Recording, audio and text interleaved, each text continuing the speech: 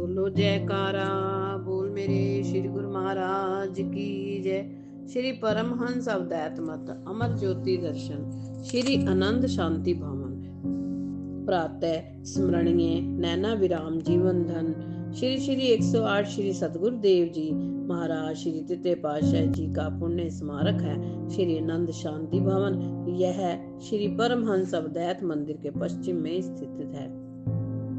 इस विशाल भवन के ठीक मध्य में श्री समाधि बनी हुई है, जिस पर श्री सतगुरुदेव जी महाराज श्री तृतीय पातशाह जी की दिव्य प्रतिमा विराजमान है। श्री आज्ञा अनुसार यहाँ पर साय समय सब गुरुमुख प्रेमी जन मिलकर नित्य प्रति आरती पूजा किया करते हैं। इस विशाल भवन में हजारों की संख्या में प्रेमी जन श्री दर्शन का लाभ उठाते हैं। प्रेम अवतार श्री तृतीय पातशाही जी महाराज की अलौकिक छटा दिवाकर की तेजोमयी प्रभा तथा प्रेम की दैत्यमान घटा प्रत्येक गुरुमुख प्रेमी के हृदय में प्रतिबिंबित होती है। ऐसा आकर्षण जो विश्लेषण आत्मा आनंद से पूर्ण कर देता है। सुंदर सिंहासन की साज सज्जा मणिमाणिक तथा रत्नों की प्रभा को लज्जित कर रही है। गुरुमुख प्रेमी यहाँ पर बैठकर ध्यान में लीन होते हैं तो सचमुच ही बैकुंठ धाम में विराजमान श्री हरि का साकार रूप में दर्शन पाते हैं। इस अप्रियमय आह्लादपूर्ण स्थान की तुलना अंड ब्रह्मांड किसी ने नहीं की जा सकती। श्री सतगुरुदेव जी महाराज श्री चतुर पातशाही जी ने श्री आनंद शांति भवन की नींव निज कर्मों से रखी। श्री सतगुरुदेव जी ने श्री पंचम पातशाही जी साधु वेश में को बुलाकर फरमाया कि श्री तृतीय पातशाही जी महाराज के पावन स्मारक स्थल की रूपरेखा ऐसी बनवाओ कि जो सृष्टि के ऐतिहासिक स्थानों से अत्यधिक सुंदर भव्य तथा अद्वितीय छटा लिए हुए हो। इस पर नकाशी एवं कुंभज का आकार श्री मंदिर जी की भव्यता को उजागर करने में सक्षम हो। इसके निर्माण में लगने वाली धनराशि के लिए तनिक भी चिंता करने की आवश्यकता नहीं। कुदरत की देवी शक्तियां रिद्धियां सिद्धियां नवनिधियां याचिका बन श्री चरणों में समर्पित होने के लिए तत्पर रहती हैं। इस कार्य की सेवा संभार हम आपको सौंपते हैं। आपने अपनी अन्य सेवाओं के साथ साथ दिन रात पूर्ण निष्ठा और लगन से इस सेवा में समय दिया। श्री तृतीय पातशाही जी के प्रेम में विभोर सभी श्री अनंतपुर वासी शरणागत स्थायी निवासी तथा बाहर से आए हुए सत्संगी जन एवं संगति सब प्रातः एवं साय समय सामूहिक विशेष सेवा में अत्यधिक समय देते आपका श्री चरणों में अपनी प्रेम तथा अन्य रूहानी संबंध था। नींव की खुदाई के समय आप साय समय श्री आरती से पहले पहुंचकर चारों ओर चक्कर लगाते कि कहीं किसी स्थान पर अंदर बाहर आने जाने के लिए व्यवस्था में कमी तो नहीं। आप लिटिल के सामने भी स्वयं वहां पर सम्मिलित होते। एक बार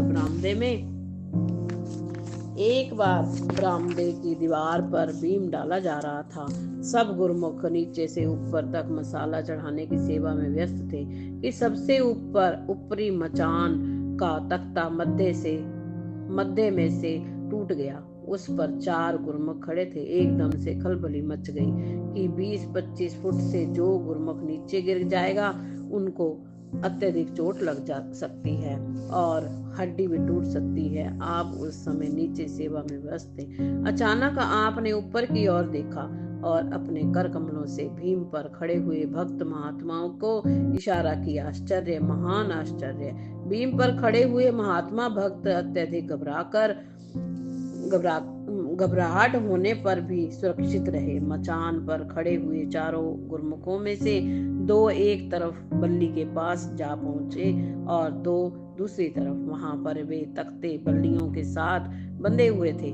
नीचे से ऊपर तक मचान पर खड़े हुए गुरुमुख भी हैरान थे कि यह घटना 10 मिनट में कैसे घटित हुई और एक चमत्कारी संकेत को पाकर सब सुकुशल रहे और प्रसन्न चित्त हो अपनी अपनी सेवा में जुट गए। सेवा की समाप्ति पर आपने भक्तों को फरमाया, सब ठीक हो गया, अब आगे ऐसा कभी नहीं होगा। वे भक्त अचंभित हो आपके मुखमंडल की ओर निहारने लगे। उस समय यह कौन जान सकता था कि रूहानी शक्तियों के मालिक सबके मध्य में विराजमान हैं। श्री चतुर पातशाही जी महाराज जब जब भी श्री अनंतपुर में कृपा करते तो यहाँ के निर्माण कार्य एवं रूपरेखा को देखकर मंद मंद मुस्कुराते। आपको बुलाकर प्राय यही फरमाते कि योग्य अधिकारी ही परमार्थ के इस महान कार्य को पूर्ण करने में सक्षम हैं। अब सारा कार्यभार आपको ही संभालना है। आप ही इस दरबार की गौरव गरिमा को पराकाष्ठा तक पहुंचाकर कृति स्तंभ बनाएंगे। आपने नतमस्तक हो श्री चरणों में विनय की कि श्री सदगुरुदेव जी महाराज के आशीर्वाद एवं कृपा से सब फलीभूत होगा।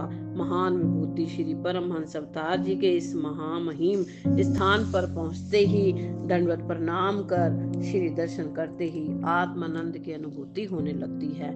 हृदय में प्रेम की तरंगे उठती हैं। स्वयं देखे हुए अथवा सुने हुए मधुर मधुर लीला के दृश्य जीवन में नई स्फूर्ति भरते हैं।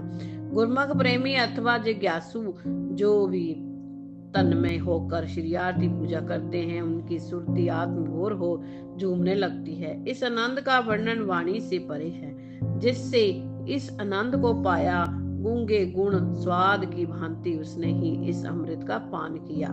प्राणधान हृदय सम्राट श्री श्री 108 श्री सदगुरुदेव जी महाराज श्री पंचम पातशाही जी के सब रूप में रूहानी जान क्षीण हुए। उस समय इस पावन स्मारक का काफी कार्य शेष था। अभी इस भवन की 4 दीवारी ही बनी थी। छत एवं अन्य सब कार्य अपूर्ण थे। आपने इस पुण्य स्मारक को शीघ्र पूर्ण करवाया। इस विशाल भवन के प्रांगण तथा दीवारों को संगमरमर से पूर्ण करना तथा भव्य रूप प्रदान कर साज सज्जा से युक्त करना शेष था। यहाँ पर संगमरमर का कार्य करवाने के लिए महात्मा नित्य प्रेमानंद जी को नियुक्त किया। आप स्वयं भी यहाँ पर आकर विराजमान होते। महात्मा जी को पत्थरों पर नक्काशी का कार्य समझाते।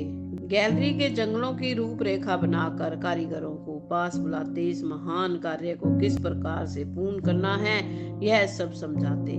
कारीगर आश्चर्य में पड़ जाते कि ये महापुरुष इस कलाकृति को कैसे जानते हैं। मुखमंडल की प्रभा को निहारते हुए कई बार वे विनय करते कि वास्तव में आप इलाही नूर लिए अवतारी पुरुष हैं। इस निर्माणाधीन कार्य को पूरा करने में काफी वर्ष लग गए। आपने एक बार श्री वचन फरमाए कि महापुरुषों के पावन स्मृति स्थल आध्यात्मिकता के साकार स्वरूप युग युगांतरों तक शाश्वत एवं अमर रहते हैं। यहाँ पर हजारों लाखों श्रद्धालु श्री दर्शन कर लाभ उठाते हैं। गुरमुख प्रेमियों की स्मृति पटल पर अंकित होकर साकार बन उन्हें हर्षाते हैं। यही है हर युग में महापुरुषों की अकारण कृपा का प्रमाण। इस विशाल भवन के ठीक मध्य में श्री समाधि जी के ऊपर गुंबज बना हुआ है।